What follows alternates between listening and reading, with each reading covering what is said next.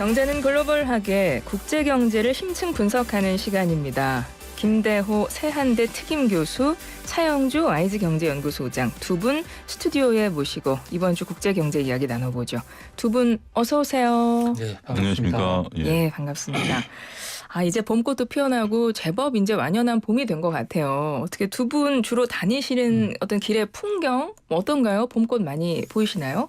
여의도 하루하루 다르게 벚꽃이 피더라고요. 여의도에서 오셨어요? 예, 이번 주 제가 이제 여의도 그 MTN에 이제 근거지가 있으니까 이번 주 초만 하더라도 햇빛 비치는 쪽과 햇빛 안 비치는 쪽의 벚꽃이 확연하게 달랐었는데, 그래요? 그러니까 KBS 쪽은 비치고 KBS 찻길 건너는 안 피고. 근데 오늘 오다 보니까 벚꽃이 이제 다 해서 4월 4일부터 9일인가요? 축제한다라고 버스에 이렇게 붙어 있더라고요. 맞아요. 근데 한 가지 네. 조금 오늘 오다가 제가 눈살을 찌푸린 게 이제 많은 분들이 꽃을 즐기고 계시더라고요. 근데 온갖 정당의 플랜카드가 붙어 있어요. 그래요. 예, 그러니까 서로 자기들의 주장하는 거는 뭐 그거는 뭐 어차피 정당법에 있기 네, 때문에 네. 하는 건데 이게 정당법에 의해서 그 철거를 못 한다라고 하더라고요. 그러니까 꽃을 즐기러 온 정말 마음 편하게, 그러니까 서로의 주장이 맞고 틀리고의 문제가 아니라 거기에 온갖 정말 자극적인 문구들을 거의 모든 정쟁에 꼭 걸었어야 되는가? 그거는 좀 많이 아쉽더라고요. 진짜 그런 생각이 들 수도 있겠네요. 네, 꽃을 다 가리면서까지 플랜카드를 걷는 것이 좋을까 맞아요. 싶습니다. 그런 생각하시는 분들 또 있으실 것 같습니다. 네. 소장님 말씀 듣고 보니까. 네, 지금 그 플랜카드가 1년 전에 국회에서 기습 통과된 건데요.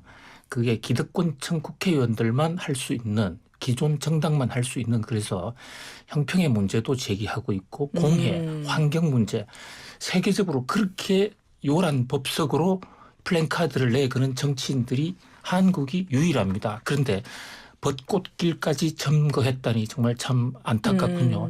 저는 이번 봄에 민들레 길가에 피어있는 일편단심 민들레 얘기를 잠깐만 하면요. 마침 아침에 잠깐만 해주셔야 돼요. 민들레를 위한 연가 최영희 시인이 쓴 건데요. 네. 자, 길가에 혼자 핀 민들레야, 아무렇지도 않은 듯 활짝 웃으며 피어 있는데요. 그 속으로 얼마나 많은 코로나 팬데믹, 금리 인상 이런 것에서 경제적으로 사회적 약자가 된 분도 많지 않습니까? 네. 자, 울고 싶으면 마음껏 울고 우리 다시 한번 시작해보자. 민들레 연가였습니다. 감사합니다. 정말 시작부터 오늘 뭔가 되게 마음이 울리면서 시작을 하게 됩니다. 벚꽃과 민들레 연가까지 두 분의 인사말 잘 들었습니다. 자, 그럼 오늘 이야기도 이제 시작을 해보겠습니다. 오늘도 이 이야기를 안 할 수가 없을 것 같습니다. 미 반도체법. 미국 정부가 반도체법 그 지원금 두고 너무 과도한 정보 요구한다, 이런 이야기들이 업계에서도 나오고 있다고 해요. 미국에서 최종 조립된 전기차 기업에 보조금을 줄 건데 그 조건이 지금 너무 까다롭다, 이런 건데요. 영업 기밀까지도 알려야 될 상황이라고 하더라고요. 도대체 어떤 것들까지 알려달라는 걸까요? 반도체 지원금이라는 것이 이제 그 재원이 미국의 세금이죠. 세금을 주는 거니까 세금을 주는 만큼 그 근거를 우리가 들여다봐야 되겠다라는 게 어떻게 되는 거죠. 우리도 이제 정부에서 지원금을 줄 때 자격 요건이 되는지 서류를 내야 되는 거와 이제 흡사하다라고 어떻게 보면 볼 수 있겠죠. 엑셀 자료를 제출하랍니다. 네. 엑셀 자료는 이제 재무제표를 포함한 회사의 어떤 상황들을 볼 수 있게 일목요연하게 표시를 한 그러한 표다라고 좀 말씀드릴 수가 있겠죠. 근데 문제는 여기에 이제 들어가 있는 내용들입니다. 내용들을 보게 된다라면 반도체 기업들이 생산하고 있는 제품에 대한 특징, 그다음에 가장 기밀이라고 하는 것이 수율이라는 거죠. 수율이라는 것은 뭐냐면 우리가 이제 기계에서 물건을 착착착 찍어냈을 때 완성도가 어느 정도 되느냐, 이게 이제 기술력을 이제 좌우하는 거거든요. 네네. 우리가 이제 삼성전자의 뭐 5나노급, 3나노급, 이제 뭐 TSMC 2나노급 했을 때 수율이 나오냐 안 나오냐라는 거예요. 우리가 이제 수율이라는 것이 완성도가 높을수록 기술이 진짜 있는 거고, 그 다음에 수율이라는 게 안 나오면 그 제품 폐기해버리니까 또 비용이거든요. 그러니까 회사의 정말 중요한 기밀들이에요. 이건 회사가 절대 밝히지 않습니다. 우리가 이제 한때 이제 그런 거 있었잖아요. 아파트도 원가를 이제 건설사들이 해라라고 했는데 강력하게 지금 이제 그쪽에서는 못 내놓겠다라고 싸워서 결국은 국회 덕을 못 넘은 것처럼 삼성전자, SK하이닉스가 미국에서 보조금을 받으려면 너네 원가 얼마고 지금 실시간 원가가 얼마고 어떻게 만들어내고 있고 어떤 공정으로 만들어내고 있고 이걸 다 공개하라는 거죠. 수율도 공개해야 되는 거예요. 그렇죠. 예. 이거 너무 좀 제가 여기서 지금 뭐 시간상 얘기를 못할 정도로 정말 수많은 얘기들을 여기에 다 담아져 있고 하루 그러니까 월 평균 단위로 얼마나 생산해내고 있고 현재 현황이 어떤지 재무 상황은 어떤지 현금 흐름은 어떤지 이런 것까지 다 밝히도록 되어 있습니다. 아이고 교수님은 어떻게 보세요? 차 박사님 잘 정리해 주셨는데요. 기업의 각종 영업 비밀, 뭐 흔히 영업 기밀이라고도 그럽니다. 그것을 다 뇌라. 그래야만 보조금을 주겠다 하는 얘기거든요. 그런데 이 반도체 부분은 새로운 기술이 계속해서 개발되고 그 기술에 따라서 성부가 좌우되는 것이거든요. 특히 수율이라는 게 우리말의 수거율의 준말입니다. 정상 제품 수거율. 그것이 준말로 수율 이러는데요. 예. 과거의 기존 제품 그러니까 저급 기술에 관해서는 수율이 문제가 안 돼요. 그냥 그대로 뺏겨서 대량 생산하면 되니까. 근데 2나노, 3나노, 나노가 10억 분의 1인데요. 그렇게 미세 공정에 들어가면 새로 시작하는 사람들 이 품목의 경우에는 완성품이 100% 안 나올 가능성이 상당히 높거든요. 그래서 특히 이제 삼성전자가 수율이 낮은 것으로 좀 정평이 높습니다. 그만큼 새로운 기술에 도전을 많이 했기 때문이죠. 아 그렇군요. 그러면 결국은 이 수율까지 내놓으라는 얘기는 앞서가는 회사 정보를 다 듣겠다. 근데 그 정보를 듣고 폐기하느냐 거기에 대한 신뢰가 없는 거예요. 그것을 인텔이나 또 미국의 다른 반도체 회사에 줄 수도 있지 않습니까? 그렇죠. 그러면서 보조금 몇 푼 받으려다가 회사의 모든 것을 탈탈 틀린다? 과연 이거 이 덕보다도 실이 더 많을 수 있지 않겠느냐. 가뜩이나 지금 미국에서 보조금을 받으면 중국에 있는 공장 10년간 5% 이상 증설을 하지 못하지 않습니까? 네. 그것도 사실 우리로서는 중국의 공장을 가장 많이 두고 있는 한국으로서는 상당히 아픈 대목이거든요. 오늘 무디스에서 신용 등급을 SK 하이닉스에 대해서 부정적으로 평가를 했더라고요. 그러면서 내용을 읽어보니까 바로 이 반도체법, 바이든의 반도체 칩스법 때문에 SK 하이닉스 중국에서 정산 못할 가능성이 있다. 거기에 대해서 우리는 우려한다. 이런 얘기까지 나왔어요. 그렇군요. 이 법안이 지금 현재 이거 정보를 요구하는 것을 위해서 반도체법 프로그램 재무팀을 미국 정부가 마련했습니다. 예. 근데 여기 들어가신 분들의 면모를 보게 된다라면 사모펀드하고 투자은행 그다음에 기술업계의 전직 임원들이 여기에 이제 들어가서 하는 거죠. 그러니까 이들도 다 이미 나름대로 업계 인맥들을 갖고 계신 분들이 뭐 비밀을 보장이 되긴 하겠죠. 근데 이제 그런 부분들이고 해당 팀을 이끄는 분이 누구냐라고 하면 사모펀드 회사 출신이 이것을 이끄는 겁니다. 그럼 뭘 의미하나요? 그거는? 이게 이제 사모펀드라는 것이 보통 이제 그 기업들의 내용들을 가지고 투자를 하고 여러 가지 정보를 이제 공유하고 이런 분들인데 이쪽에 대한 분들이 이것을 다 이제 관장한다라는 거죠. 더군다나 이런 것들을 이제 이 속에 또 누가 들어갔냐면 골드만삭스 출신의 경제개발청 이사회 의장까지 또 영입을 해가지고 하여튼 미국 내에서 나름대로 이쪽에 난다긴다 하는 분들을 모아가지고 이 팀을 만든 거예요. 그러면 교수님 말씀하신 것처럼 그들이 정말 보고 싶었었던 것들 다 들여다볼 수 있는 거죠. 아이고 그런 상황이군요. 그러니까 지금 말들이 나오는 거고 미국 내에서도 말이 나온다잖아요. 그렇죠. 그러니까 공화당 의원뿐만 아니라 미국 기업에서도 말이 나오는 것 같더라고요. 그러니까 만약에 저 같은 사람이 본다 그러면 저는 이제 숫자로밖에 안 보이겠죠. 근데 이쪽은 기술 개발이라든지 이런 걸 갖고 투자를 해봤던 날고 기는 분들이기 때문에 딱 숫자만 보면 뭔지 벌써 딱 파악이 가능한 거죠. 그러니까요. 근데 우리가 그러니까 듣기만 해도 야 너무 부당하다 이런 생각이 드는데 그렇다고 해서 우리가 미국에 안 들어갈 수는 없잖아요. 그러면 이제 4월에 한미 정상회담에서 정부의 역할이 굉장히 클 것 같고 그래서 어깨에도 굉장히 무거울 것 같고 그런 생각이 드는데요. 우리는 이미 삼성전자가 바로 이 반도체 칩스법 이것의 어떤 매력을 느껴서 새로 공장을 짓고 있습니다. 공장을 짓고 있는데 올 초에 지난해 말 올 초에도 우리 현대차가 미국의 전기차 공장을 생산 시설을 착공을 했는데 착공한 이후에 현대차는 당분간 보조금을 못 받는다. 이번에 삼성전자도 마찬가지로 공장을 착공하니까 세부 규정이 나와가지고 받으면 이런 조건이 있다. 이래 된 거예요. 그런 것으로 볼 때 우리나라 재계에서도 좀 미국 진출이 성급했다. 미국에서 오라 한다고 해서 경제에는 영원한 우방도 없고 영원한 적도 없는데 미국이 잘해주겠지. 이럴 땐 바이든 대통령은 현대차 정의선 회장 옆에 툭툭 치면서 결코 실망시키지 않을 거야. 미국으로 오세요. 이래서 모셔갔거든요. 모셔가서는 한 5년간 보조금은 안 돼. 뭐 그런 면에서 기업들도 일차 책임이 있고요. 그다음에 정부 입장에서 통상 외교 네. 좀 더 입체적으로 할 필요가 있다. 그리고 경우에 따라서는 보조금을 받아야 되느냐. 타산을 좀 잘 생각해 봐야 된다고 생각합니다. 보조금을 안 받고 오히려 당당하게 경영하는 것이 보조금 받는 것보다 더 나을 수도 있으니까 그 손익계산서를 잘 따져봐야 할 것으로 보입니다. 거기에 대해서 지금 이제 조금 비판론인들이 나오기 시작하겠습니다. 이제 삼성전자가 현재로서는 170억 달러를 들여서 미국에 공장을 짓는 그런 부분들인데 벌써부터 원자재 가격이라든지 인건비가 올라가지고 대략 한 200억 달러가 넘어설 것으로 현재 지금 예상을 하고 있는 겁니다. 그럼 이제 170억 달러의 계산을 했을 때 손익계산서상 이제 손익을 계산해 봤을 때 보조금을 받는 게 유리했었는데 200억 달러 이상을 들여서 공장을 지으면 보조금을 과연 받아서 남는 게 뭐 있냐라는 거죠. 지금 이제 이런 얘기들까지 나오고 이걸 또 받으면 지금 삼성전자가 시안 공장이라든지 막대한 부분에 교수님 말씀하신 것처럼 5% 이상 증설을 못하는 거죠. 여기까지 또 벽이 또 쌓여 있는 부분들을 놓고 본다라면 정말 이 셈법이 정말 단순 계산으로는 지금 어떻게 보면 뭐 저 같은 무진행 입장에서 보면 답이 안 나온다 싶을 정도로 과연 가는 게 맞는가 이런 지금 비관론들이 나올 수도 있는 거죠. 그렇군요. 그럼 이번에 뭐 이제 통상 외교에서도 그렇고 이제 한미 정상회담에서도 그렇고 뭔가를 이야기를 하겠죠. 협의를 할 텐데 지금 두 분의 말씀을 듣고 보니까 그 협의의 그 범위가 어찌 보면 진짜 보조금을 받을 것인가 말 것인가까지 갈 수도 있는 문제겠다 이런 생각이 드네요.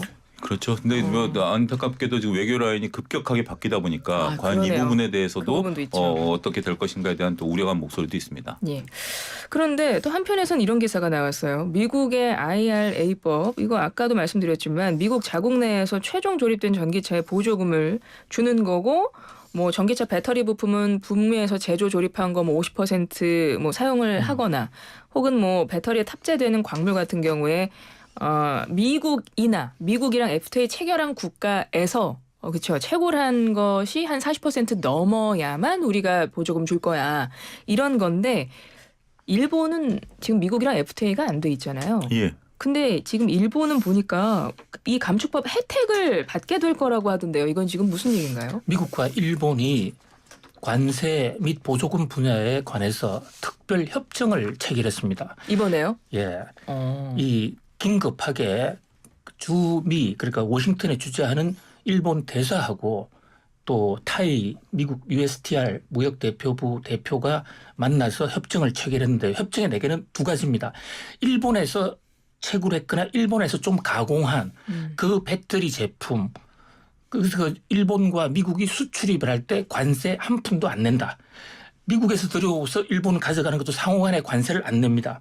자, 두 번째는 일본에서 조금 가공한 거 그것도 미국산으로 간주해서 그렇게 만들어진 배터리와 그 배터리를 탑재한 자동차에 대해서 보조금 준다 이런 얘기거든요. 지금 앵커님 말씀하신 대로 미국은 IRA법이란 인플레 감축법을 도입을 하면서 배터리의 경우에는 미국 내에 지금 원체 그 광물 원자재가 참 많이 없어요. 그러다 보니까 미국은 물론 미국과 FTA를 맺은 자유무역 협정을 맺은 나라 거기서 가공한 것도 미국산으로 인정해 준다 이랬는데 일본은 이 한미와 미일 간에 자유무역 협정이 없습니다. 그렇게 일본이 소외받게 됐어요. 사실 이것 때문에 우리는 상당히 속으로 기대가 많았습니다. 일본은 우리 거를 사갈 수밖에 없는 우리는 FTA를 맺은 나라니까. 그래서 FTA 맺은 게 효과를 좀 보는 모양이다. 이렇게 생각했는데 갑자기 IRA법하고는 전혀 관계가 없는 그 상위 특약을 하나 맺어서 일본은 풀이다. 그러는 거예요. 자, 이것은 한마디로 저는 일본 외교의 승리다. 이렇게 봅니다. 그러니까 미일 간에 지금 여러 가지 미일 군사 동맹이라든지 여러 가지가 착착 진행되고 있다 보니까 일본의 강력한 어필을 받고 IRA법 잘못하다가 일본과 미국이 관계가 비틀어지면 미국이 손해가 더 크겠다. 이렇게 놀란 바이든 대통령이 지금 각계에서 반대를 함에도 불구하고 일본은 예외를 해줘. 지금 이런 협정을 체결했는데 이것이 지금 국회 동의도 받지 않은 대통령의 명령으로 바로 나가는 겁니다. 그렇습니까? 그러니까 물론 미국에서도 바이든도 자국의 이익을 생각을 해서 이렇게 결정을 했겠지만, 근데 아까 우리 반도체법 얘기했잖아요. 그리고 나서 지금 이 일본은 또 따로 어떤 협력을 체결해서 FTA를 맺지 않았지만 뭐 같은 효과를 내도록 지금 되는 거 아닙니까? IRA법에서. 왜 우리한테는 이러고 일본한테는 왜 이럴까? 약간 단순하게 굉장히 조금 서운한 느낌이 들기도 서운한 하고 느낌이 그래요. 들고 네. 여기서 이제 핵심을 그러면 우리가 이제 과연 뭐 이익을 보는 면과 피해를 보는 면을 봐야 되겠죠. 네. 이익을 보는 면은 뭐 지금 찾기는 어렵죠. 이익을 그래요. 보는 면은 찾기는 어렵고. 우리한테 이익되는 건 별로 없네요. 그렇죠. 이 뉴스만 가지고는 우리가 이제 여기서 이제 희망을 거는 것은 현재 지금 교수님 말씀하신 것처럼 의회 승인이 없어서 민주당 내에서도 반발이 굉장히 심하거든요. 특히 이제 이 IRA법을 주도한 입장에서 그 의원까지 막 반발이 심한 상태이기 때문에 혹시 이것을 이제 호재로 보는 측면이 오늘 이제 일부 측면은 IRA법의 핵심 사항이 이제 내일 나올 것으로 이제 우리가 알려지고 있거든요. 아주 정확한 건 아닌데 네. 거기서 이제 우리가 원래 처음에 나왔었던 백서대로 몇몇 우리나라한테 좀 우호적인 부분들, 물론 이 부분에 대해서도 미국에서 반발이 큰데 미국에서 반발이 커서 그동안 우리가 이거에 대해서 반신반의했는데 일본을 이렇게 밀어붙인 거면 우리도 좀 수혜를 줄 수 있지 않겠는가? 아직은 이제 기대 단계죠. 네.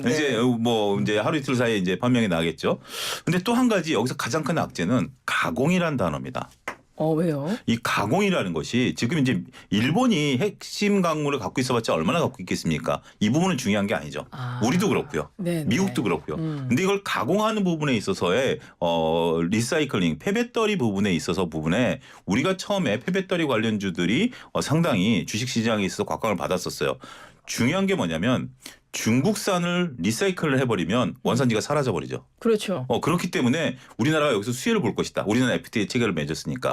근데 이제 지금까지 나온 미국의 IRA법 세부 법안은 그것도 미국에서 하라는 거였어요.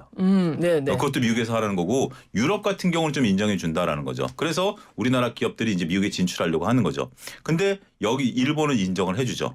근데 일본은 그렇게 된다라면 뭐 극단적으로 중국산의 폐배터리를 수입해 와서 여기서 리사이클을 해도 인정을 받을 수가 있는 거죠. 그러니까 배터리에 탑재되는 핵심 광물을 미국과 FTA 협정을 맺은 나라에서 채굴 가공한 비중이 40%를 넘어야 되는 건데. 그렇죠. 근데 이제 그 가공에 대한 가공에 들어간 것이 지금 이 부분이 들어가니까 필요하다. 우리한테는 오늘 관련주들이 주가가 좀 조정을 받았어요. 그렇기 때문에 이게 인접국에서 이렇게 되기 때문에 만약에 이제 오늘 내일 나오는 세부 법안에서 우리와 완전 차별화된 부분들이 나왔다라고 본다라면 국내 시장에 있어서의 타격도 좀 있을 것 같습니다. 알겠습니다. 조금 더 내일까지 지켜봐야 되겠네요.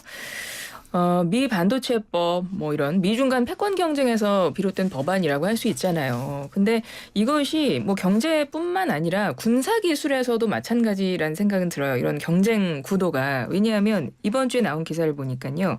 미 국방부가 실리콘밸리에 SOS를 보냈다는 이야기가 있어요. 이거 군사 기술 경쟁 맥락에서 나오는 얘기 아닌가요? 그렇습니다. 사실 경제 파워 중에서 가장 중요한 게 기술인데 그 기술은 상당수가 군사 기술에서 처음 개발이 돼서 이것이 경제로 넘어온 게 많이 있습니다. 네. 이를테면 우리가 차에 내비게이션 켜고 다니죠. 네. 그거 원래 군인들이 미국 그 군대에서 미사일을 떨어뜨릴 때 하늘에서 위치 추적해가지고 떨어뜨리기 위해서 만든 거예요. 그렇군요. 그밖에 인터넷 WWW라는 이 인터넷 그것도 미국 군인들이 이 전화기가 파괴됐을 때라든지 무전기가 파괴됐을 때 써서 서로 교신하기 위해서 만든 용도입니다. 네. 이제 그런 면에서 이 군사 기술과 경제는 굉장히 상관관계가 높은데요.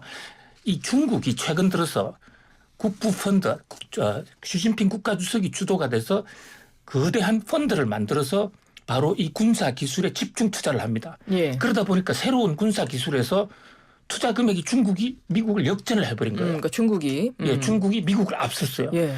당황한 펜타곤이 이러다가 무기도 중국한테 뺏기겠다. 이래서 펜타곤에서 실리콘밸리 스타트업들한테 돈도 대주고 또 새로운 무기를 만들면 같이 합작하겠다. 이렇게 제안을 한 겁니다. 원래 그 실리콘밸리가 생겨나오게 된 최초의 계기도 실리콘밸리에 가보면 The Birthplace of 실리콘밸리, 실리콘밸리 발상지라는 그 관광객 데리고 가는 그 유명한 히스토릭 사이트가 있어요. 그게 휴랏 패카드 그 창업한 게라지 공장이거든요. 근데 휴랏 패카드가 왜 만들어지냐면요. 1차 대전, 2차 대전 때 독일 비행기를 때려야 되고 또 유럽에 독일 비행기가 가야 되는데 독일 레이더망을 피해가야 된다 해서 전지, 전파 이거 연구를 실리콘밸리에서 백악관, 펜타곤이 돈 들여서 스탠포드 대학을 중심으로 했었어요. 왜 동부가 아닌 서부서 했느냐. 뉴욕이나 워싱턴에서 하면 독일 비행기가 와서 때려버릴 수 있으니까 서부에 숨어서 했거든요. 그래서 실리콘밸리가 시작됐는데 그 실리콘밸리 기능을 다시 한번 활성화해보자. 그러니까 군사 기술에서도 다시 한번 미국이 굴기를 해보자 이런 뜻이 담겨 있다 이렇게 볼 수 있습니다. 그러니까 원래는 무기 같은 경우 전통적인 방위 산업체 있잖아요. 그래서 정부 돈으로 그냥 만들고 이랬었는데 이번에 이제 실리콘밸리의 SOS를 요청했다는 건 이제 민간 자본을 좀 기대하고 있는 거 아니에요? 거기에 좀 도움을 요청한 거 아니에요? 그러니까 여러 가지 측면들이 이제 있을 수 있는데 원래 국방부 같은 경우 말씀하신 것처럼 군사 관련돼서 이제 소수의 이제 협체들을 이제 끌고 온 겁니다. 네. 우리도 소위 말해서 방산업체라고 해서 특례를 이제 베풀면서 그렇죠. 네. 그 대신 이제 영업이익률은 낮지만 말씀하신 것처럼 같이 기술 개발해가지고 이제 우리 하는 이제 그런 것들이 좀 있었죠. 일종의 어떻게 보면 특혜일 수도 있고 진입 장벽일 수도 있었던 부분들이고 또 실리콘밸리의 현재 그러니까 출발은 교수님 말씀하신 것처럼 방산으로 출발했지만 현재 실리콘밸리의 분위기는 이쪽과 선을 좀 그렇죠. 긋겠다라는 네. 어떤 분위기가 있습니다. 일례로 2018년도에 구글과 아마존이 인공지능을 활용해서 드론 군사 프로그램을 만들려고 했는데 직원들이 다 들고 일어나가지고 이 프로젝트 자체가 무산이 돼버린 거예요. 우리가 왜 이런 거에 직원들이 왜 들고 일어났죠? 그러니까 그 분위기가 그쪽에 실리콘밸리 분위기가 이쪽 그러니까 어떻게 보면 서부의 자유로운 이런 건데 이걸 내가 개발한 걸 갖고 군사 무기를 쓰인다 뭐 이런 것들에 이제 조금 되는 거죠. 하지만 지금 현재 이런 부분들에 있어서는 조금 분위기가 많이 좀 바뀐 것 같고요. 더군다나 지금 이제 필요한 부분들이 뭐냐면 소프트웨어에 대한 인공지능에 대한 부분들, 인공위성에 대한 부분들 이런 것들이기 때문에 기술 개발자들 입장에서도 충분히 자극을 받을 만한 것들이죠. 그런 부분들이기 때문에 분위기가 좀 변하고 있다. 그러니까 어떻게 보면 이제 세대의 또 변화일 수도 있고 그다음에 또 어떻게 보면 펜타곤이 이런 부분들을 잘 알아서 거기에 막 적절하게 자극을 줄 수 있는 부분들도 있기 때문에 이런 것들이 결국은 군사 대국으로 나가는 또 하나의 계기가 되지 않을까 싶습니다. 그러니까 이것도 어쨌든 군사 기술에서도 지금 중국이랑 경쟁을 엄청 치열하게 하고 있는 중이다. 그렇죠. 이렇게 해석을 해야 되는 거잖아요. 뭐 이런 것들이 교수님 말씀하신 것처럼 우리의 생활 발전이라든지 이런 것들을 좀 더 빨리 만들어내는 계기가 될 수도 있겠죠. 예, 알겠습니다. 경제는 글로벌하게 목요일 국제경제를 심층 분석하는 코너입니다. 김대호 세한대 특임 교수님, 차영준 와이즈 경제연구소장님 두 분과 이야기를 나누고 있는데요. 광고 듣고 잠시 후에 퀴즈 듣고 나서 2부에서는 또 이제 중국 이야기부터 시작을 해보도록 하죠. 2부에서는 중국 이야기를 해보려고 하는데 조금 전에 이제 저희가 잠깐 쉬는 타임에 두런두런 이야기를 나눴는데 요즘에 애널리스트 분들이 중국을 많이 가나요, 소장님? 그 업계에서 좀 많이 그렇습니다. 특히 이제 중국 쪽 하시는 분들도 그렇고 그렇지 않은 분들도 중국을 한번 진짜 좀 눈으로 좀 보자. 휴가 겸 해서 가시는 분들이 많고요. 저도 오늘 딱 보니까 뭐 중소건사인데 페이스북에 애널리스트 분이 지금 휴가 내고 중국에 있다라고 그러고 여러분 잘 아시는 뭐 신한투자증권의 이선엽 이사도 지금 중국 들어가 계시고 많은 분들이 가서 이제 눈으로 보고 오는 것 같아요.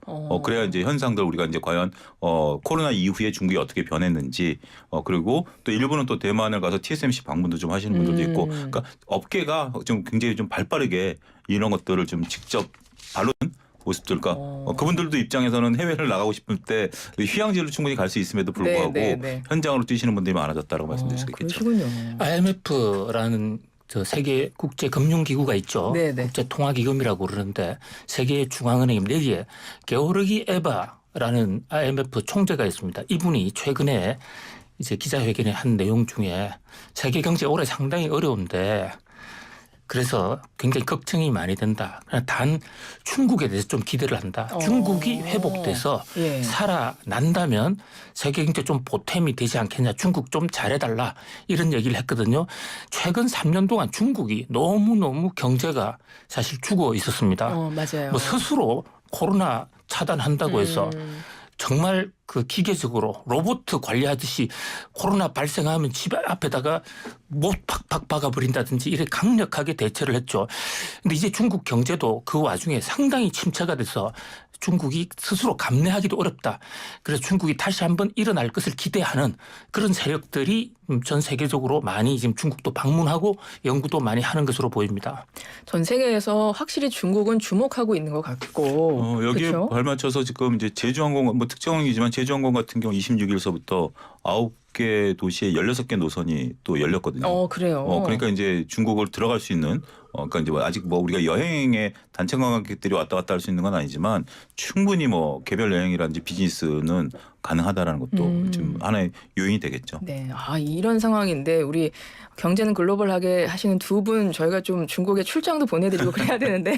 현지 방송을 한번 하죠, 셋이. 그러니까요. 이번에 갔어야 되는데 지금 중국에서 대규모 국제회의 열렸다면서요. 일단 그 이야기부터 좀 해보겠습니다. 저희는 못 갔지만 100명 넘는 글로벌 기업 대표들이 진짜 한 자리에 모였다 그래요. 그러니까 앞서 잠깐 제가 오프닝에서 얘기했는데 팀쿡 애플 CEO 갔고 그리고 이재용 삼성전자 회장 갔고 그랬다고 합니다. 중국이 이렇게 글로벌 기업 최고 경영자들 베이징으로 불러 모은 이유 있을 것 같아요. 어떤 이야기들이 나왔을까요? 네, 뭐 한마디로 이제 중국이 경제 코로나 팬데믹을 엔데믹으로 넘어가면서 코로나 이후에 중국 경제를 좀 재건해야 되겠다. 또 시진핑 3기에 이제 사상 논쟁은 조금 접어두고 경제적 활성화에 노력을 해야 되겠다라고 중국 당국이 생각하고 있는 것 같은데요. 그러기 위해서는 지금 중국으로서는 가장 큰 과제가 국제사회로부터의 신뢰. 이거 많이 잃어버렸거든요. 네. 그래서 많은 글로벌 기업들이 중국을 떠나겠다. 지금 작심하고 있습니다. 벼르고 있습니다. 그러다 보니까 중국 정부 입장에서는 좀 더 있어달라. 우리가 그 개혁 개방을 보다 더 강력하게 해서 외국 자본이 중국에서 사업하는 것을 더 좋게 만들겠다. 이것을 지금 정부 차원에서 전 세계 CEO들을 초청해 놓고 발전 포럼이라는 이름으로 공산당이 직접 사실상 주도하는 거나 마찬가지거든요. 예. 그런 면에서 중국 국가의 경제 다시 활성화 프로그램에 관한 IR 뭐 기업 투자 설명회 하듯이 중국 투자 설명회를 했다 이렇게 볼 수 있겠습니다. 그렇군요. 근데 CEO 입장에서도 굉장히 가보고 싶을 것 같아요. 그러니까요. 뭐 내가 우리 기업의 공장이 거기 있고 지사가 있는데 몇 년 동안 이렇게 뭐 과거 같으면 1년에 한두 번씩 방문하셨던 분들일 텐데 못 가봤기 때문에 가서 직접 거기 일하시는 분들의 얘기도 한번 들어보고 싶고 뭐 가능하다라면 중국 정부 관계자를 만들어서 뭐 속내는 드러내지 않더라도 이게 지금 전 세계 매출의 20%를 중국에서 차지하고 있기 때문에 하는 건데 여기서 이제 한 가지 특징을 보면 네. 말씀하셨던 것처럼 애플 CEO하고 우리 이재용 삼성전자 회장의 행보가 좀 엇갈린다라는 거죠. 그러니까 애플 CEO 같은 경우는 애플 매장에 공개적으로 방문을 해서 사진도 찍고 뭐 여러 가지 이제 우리의 뭐 비전도 발표하면서 중국 언론과 활발한 접촉을 갖고 계세요. 뭐 연설도 하고. 네, 첫날 연설도 하고. 기자회견장에도 뭐 취재진도 엄청난 관심을 갖고 뭐 이렇게 그랬었다고 해가지고 이제 하더라고요. 어떻게 보면 애플 입장에서 보면 중국이 굉장히 큰 시장이죠. 그렇죠. 그러니까 테슬라와 애플 같은 경우 중국 시장이 만약에 무너지게 된다라면 회사에 있어서 굉장히 큰 타격을 받을 수 있기 때문에 적극적인 어떻게 보면 CEO 입장에서는 세일즈도 겸하고 있다라고 말씀드릴 수가 있겠죠. 그렇기 때문에 직접 매장도 방문하고 이런 부분들을 했는데 이재용 회장께서는 지금 언론과 노출을 극속도로 지금 안 하고 계십니다. 중국에서 중국에 가서 중국에 가 계시지만 심지어 이제 그 기자분들이 이제 회의하고 나오는 이재용 회장한테 뭐 여러 가지 질문을 하니까 북경 날씨 참 좋네요. 그리고 이제 말을 회피하는 그런 거죠. 그리고 이제 공식적으로 삼성 본사도 방문을 안 하고 중국 공장도 안 가보고 이런 걸로 지금 하고 있는 거죠. 이재용 회장이 이렇게 눈치를 어떻게 보면 본다.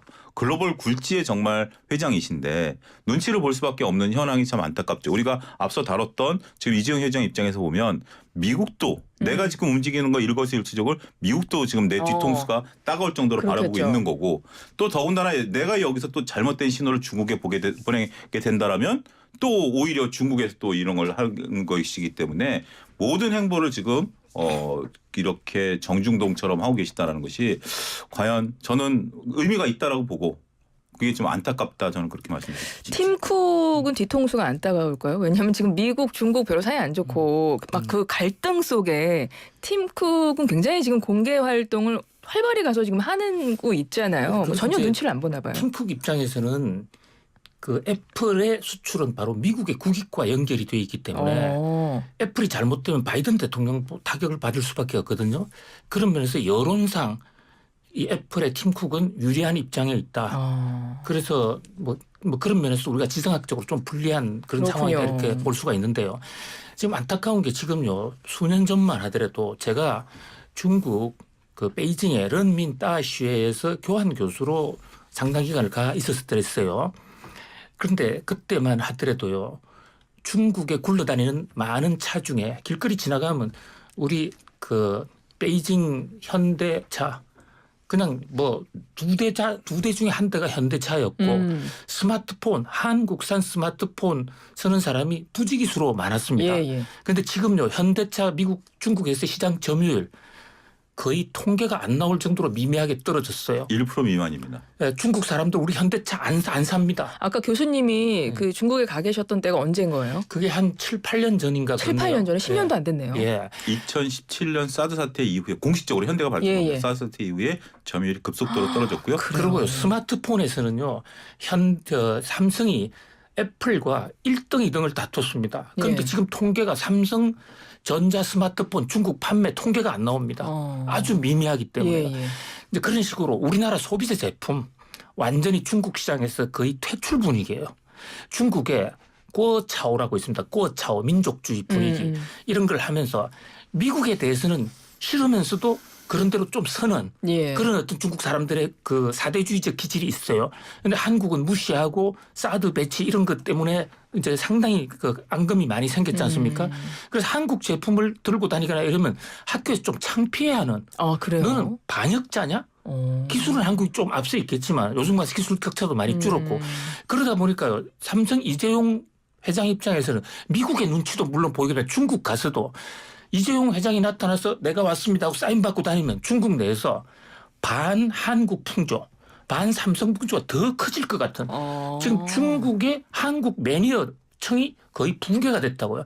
그나마 수출이 좀 되는 것은 중간재, 부품 이런 것은 수출이 되는데 그것은 중국이 또 코로나 때문에 수출 안 하다 보니까 그것마저도 절단이 됐어요. 지금 1월 달, 2월 달 우리나라 국제 수지에 최대 우리나라의 적자국이 중국입니다. 그러니까요. 이게 작년 재작년 우리나라 최대 흑자국이에요. 그런데 중국 때문에 우리가 무역수지 적자가 늘어나는 중국 문제 이거 비상한 정부도 기업도 중국 시장을 다시 어떻게 재개할 것인가 다 같이 한번 지혜를 모아야 할 것으로 보입니다. 그러니까 중국 시장에서 점점 이제 우리나라가 약간 퇴출되는 느낌이 드는 것이 이제 앞서 말씀하셨지만 중국이 우리나라의 대중 무역이 흑자 1위국이었는데 지금은 적자 1위국이 돼버렸잖아요. 올해 1월, 2월 지금 통계를 보니까 그렇다는데 저는 그냥 중국이 미국과의 어떤 그 갈등 속에 미국과의 어떤 경쟁 속에서 자국이 외부에 의존하는 의존도를 줄이고 내수를 강화하고 중국 입장에서는 국산화를 하기 위한 어떤 기술 개발이나 이런 노력을 통해서 어쩔 수 없이 이제 한국 거를 굳이 안 사가도 되는 상황을 만들어서 그런가 보다 했는데 그건 말고도 한국을 타겟으로 한 그런 이유도 있는 거예요. 여러 가지 이제 복합적이다라고 보는데 이제 문제는 이게 구조화적으로 이제 변하고 있다라는 거죠. 우리가 처음에 일본을 따라잡을 때 형국을 지금 중국이 우리를 따라잡는 모습과 거의 흡사합니다. 처음에 이제 일본이 70년대 80년대에 선진국 반열에 올라갔죠. 우리가 이제 그 기술을 많이 이제 습득해 왔죠. 습득해 와서 거의 일본과 수출 품목이 겹쳤었습니다. 수출 품목이 겹치면서 그때 당시에 이제 환율에 따라서 수출이 늘어나고 줄어나고 하면서 경쟁 관계였는데 이제 일본과 우리는 이제 산업 구조가 약간 좀 바뀌었고요. 근데 중국과 우리는 산업 구조가 거의 비슷해졌습니다. 컴퓨터, 자동차 물론 이제 아주 하이엔드급에서는 우리가 좀 앞서는 부분들이 있지만 범용적인 부분에서 보면 자동차, 석유화학 제품, 철강 우리가 과거 2010년도에 우리가 소위 차화정 시대라고 해서 우리나라가 고속 성장할 때 중국이 10% 정도 성장하면서 우리나라가 중간재 수출하면서 우리가 확 경제 성장을 같이 했었던 것들이거든요. 그 사이에 중국이 이제 과잉 투자를 했었죠. 그런 부분들이 우리 산업재해와 겹치기 시작했다라는 거. 더군다나 말씀하신 것처럼 중국도 지금 산업 구조가 바뀌었어요. 수출은 계속 늘어나지만 수입은 계속 줄어요. 그렇죠. 많이 왜 다른 나라에서 안 사고 웬만하면 자국에서 지금 해결하기 위해서 엄청 노력하는 거예요. 그런 시간을 이제 번 거죠. 중국도 이제 그런 시간을 번 거죠. 가장 대표적인 게 화장품이죠. 우리가 이제 5년 전만 하더라도 우리나라의 대표적인 화장품들이 중국에서 통용이 됐었습니다만 이게 코로나 때 안 들어가면서 그들이 스스로 자국 화장품, 로컬 화장품들이 나오면서 화장품의 특성이 그거잖아요. 여성분들이 한번 바꾸면 다시 옛날로 못 맞아요. 돌아가는 것처럼 네. 이게 어느 정도 수준에 올라와 버린 거예요. 그러니까 결국 시간이 지나면 기술을 따라올 수 있는 부분들 이런 것들이 결국 중국이 생각보다 그 속도와 규모가 빨라진 거죠. 그런 부분들을 우리가 보면 이 수출 벌써 수출에서 화장품 빠지죠. 반도체 빠지죠. 이번에 가장 수출이 안 됐던 것 중에 석유화학 제품들입니다. 예. 중국 내에서 이미 다 되죠. 철강 제품 안 나가죠. 이런 것들이 구조화되는 것이 더 큰 문제가 아니겠나 싶습니다. 그럼 앞으로 한중 간의 그동안의 어떤 교류 형태에서 앞으로 어쨌든 계속 교류하고 외교도 하고 하긴 해야 되는데 조금씩 예전과의 그 관계성은 좀 달라지겠네요. 그러면. 그러면 산업 구조 측면에서도 상호 의존성이 많이 좀 줄어들고 있고요. 예. 특히 이제 통상 외교적인 측면에서 중국 입장에서 지금 자국민들의 단체 관광객을 한국, 일본, 미국에 안 보내고 있잖아요. 예. 그러니까 한미일 동맹 또 반도체 동맹에서도 한국, 대만, 일본, 미국 이러니까 과연 중국은 누구의 편인가 이런 면에서 이 중국이 한국을 바라보는 그런 어떤 시각에 상당히 좀 변화가 오고 있다. 그런 면에서 우리가 정치적이나 외교 안보적으로는 특히 안보에서는 미국과의 동맹 관계니까 그걸 더 강화시키되 경제는 경제대로 좀 이데올로기에 관계없이 전 세계를 향해서 일본이 지금 그렇게 하고 있거든요. 네, 네. 그런 면에서 좀 우리 경제계에서도 대중 교역, 대중 거래 이게 좀 더 신경을 좀 써야 될 것으로 보입니다. 예. 그렇습니다. 어찌됐건 좀 우리한테는 조금씩 좀 어려운 상황이 되고 있는 것 같은데 잘 지혜롭게 풀어나가야 될 것 같고요. 그리고 중국이요. 이제 국내에서도 자기 이제 힘을 키우기 위해서 이제 경제적으로도 그렇고 내수를 강화하고 있는 모습이 보이고 그리고 세계를 향해서도 굉장히 좀 그 영향력을 키워가려는 건가라고 좀 생각이 드는 기사들이 있어요. 그 중국이 IMF하고 미국 제치고 세계 최대 채권국이 될 수 있을 것 같다라는 분석이 지금 나왔단 말이에요. 그러니까 여기저기 다른 나라들의 대규모 돈을 빌려주고 있다는 거잖아요. 중국은 왜 이럽니까? 일단 어쨌든 영향력이 커지는 거 아니에요? 몇 가지 상황이 복합적이다라고 말씀드릴 수가 있겠죠. 근데 돈을 빌려줄 때 네. 위안화를 빌려줘요. 예, 그렇다고 달러를 주는 게 하더라고요. 아니고 이제 위안화를 준다라는 것은 위안화를 근데 주면 받아오는 측에서 위안화를 가지고 쓸 수 있는 방법은 중국과 거래하는 방법밖에 없어요. 그러니까요. 그걸 다시 달러로 바꿔서 할 수 있는 상황이 아니기 때문에 그럼 이제 중국 입장에서는 여러 가지를 노릴 수 있는 거죠. 위안화를 통해서 자국 내 기업으로 결국 돈이 도는 거가 첫 번째고 그다음에 위안화를 통해서 글로벌 결제에 대한 어떤 시도 이런 것들을 한번 시도할 수도 있는 부분들도 있는 거죠. 위안화의 위상도 커지는 위상도 거잖아요. 이제 키워가겠다는 영향력도 거죠. 커지는 거니까. 이게 이제 말씀하신 건 2010년만 하더라도 중국이 그 밖에 돈 빌려준 게 제로였습니다. 예. 근데 지금 최근의 데이터를 보면 약 9천억 달러까지 늘었다는 거죠. 근데 이제 돈을 빌려주는 나라들을 보면 이들이 이제 항상 하는 얘기는 개발도상국이라든지 절대빈곳 후진국에다 긴급 자원으로 돈을 빌려준다라고 표명을 하고는 있습니다만 빈곤국에 가장 많이 돈을 빌려주는 게 튀르키예입니다. 예. 여기에 돈을 빌려주고 있고 튀르키예 같은 경우는 이제 유럽을 가는 그런 부분들을 1대1로의 어떻게 보면 중간 지점이고요. 예. 그다음에 아르헨티나 같은 경우는 이제 히토류가 있고요. 그다음에 스리랑카 같은 경우는 중국이 인도양으로 나갈 수 있는 유일한 통로거든요. 이런 쪽들로 어떻게 보면 자신들의 이제 정치적인 부분들이 있다라는 거죠. 근데 이제 여기서 많은 부작용들이 나오고 있습니다. 돈을 5%에 빌려주고 있습니다. 무조건 5%. 그 비싼 거죠. 굉장히 비싸죠. 지금 이제 IMF에서 나가는 금리가 2.5%고요. 아, 미국 국채 그래요. 금리가 1%인데 무조건 해외 빌려주는 것은 무조건 5%입니다. 딱 정해져 있어요. 엄청 고금리인 거네요. 5%의 위안화. 이런 거기 때문에 지금 현재 스리랑카 같은 경우 1대1로 인해서 돈을 빌렸는데 돈을 못 갚으니까 예. 수도에 있는 인프라라든지 항만 시설을 중국한테 어쨌든 돈을 갚아야 되니까 그쵸. 그런 식으로 하면서 부작용들이 좀 나타나고 있는 부분들이 있는데 어쨌든 당장 돈이 급한 지금 이제 예를 들면 이런 거죠. 온두라스 같은 경우 대만한테 돈을 빌려서 운영하고 있었던 건데 추가적인 자금 지원을 대만에 요청하니까 대만이 딱 거절하자마자 바로 단교하고 중국에 이제 일주일 만에 대통령이 중국을 또 방문하는 거 아니겠습니까? 그렇지 않아도 그 말씀을 여쭤보려고 예. 그랬는데 온두라스가 대만이랑 관계가 80년 됐대요. 네. 근데 그거를 지금 그냥 끊어버리고 중국하고 지금 손을 잡은 거잖아요. 중국이 집요하게 온두라스를 향해서 그 외에 우리하고 하면 대만이 주는 돈 몇 배를 주겠다라고 공약을 했죠. 그런데 사실 이제 경제력으로 볼 때 대만도 충분히 이 온두라스에 돈을 줄 수 있는 나라입니다. 그런데 이제 그 중국 입장에서는 파격적으로 굉장히 좋은 조건을 많이 내걸었어요. 그러니까 이 대만을 고사시키는 방법이 대만이 외교 관계를 하고 있는 나라가 14나라밖에 없었단 말이죠. 그게 다 없어지면 결국은 대만은 고립되지 않습니까? 그러니까요. 우리도 옛날에 중국과 수교할 때 1992년에 어느 날 갑자기 대만 나가라 그러고 참 매몰차게 내보냈었죠.